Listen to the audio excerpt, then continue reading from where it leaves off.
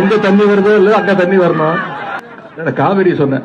National media எல்லாத்துலயும் வறுத்தெடுக்கிறாங்க. Hi, நான் அனந்தகுமரன். ரீசெண்டா திரு உதயநிதி அவர்கள் வந்து காவிரி ரிலேட்டடா ஒரு போராட்டம் பண்ணிட்டு இருக்க டைம்ல வந்து கிரௌட் எல்லாருமே த்ரிஷா த்ரிஷா த்ரிஷா அப்படின்னு கத்துன உடனே தண்ணி எங்க இருந்து வரணுமோ அங்க இருந்து வரணும் அப்படின்னு சொல்லிட்டு ஒரு பாஸ் விட்டுட்டு காவேரியில இருந்து அப்படின்னு சொல்லி சொன்னாரு. இந்த இஷ்யூவை வந்து இப்ப நேஷனல் மீடியா கையில எடுத்திருக்காங்க.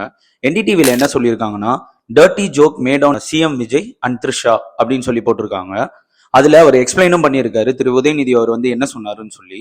Do I need to explain the double meaning of that viewer? You know what he meant. India டுடேல வந்து ஒரு லேடி வந்து இத பத்தி எக்ஸ்பிளைன் பண்ணிருக்காங்க. அவங்க சொல்றாங்க, நான் இத பத்தி பேசவே விரும்பல, அவ்வளவு டர்ட்டியான விஷயம் அப்படின்னு சொல்லி சொல்றாங்க. I'm going to repeat what exactly he said because I find it far too below the belt and downright ugly, disappointing and despicable to repeat those words. BJP வந்து கண்டனம் தெரிவிச்சிருக்காங்க அப்படின்னு சொல்லி சொல்றாங்க. ஆனா திரு உதயநிதி அவர்களுக்கு தான் அவர் எந்த கான்டெக்ட்ல சொன்னாருன்றது தெரியும்.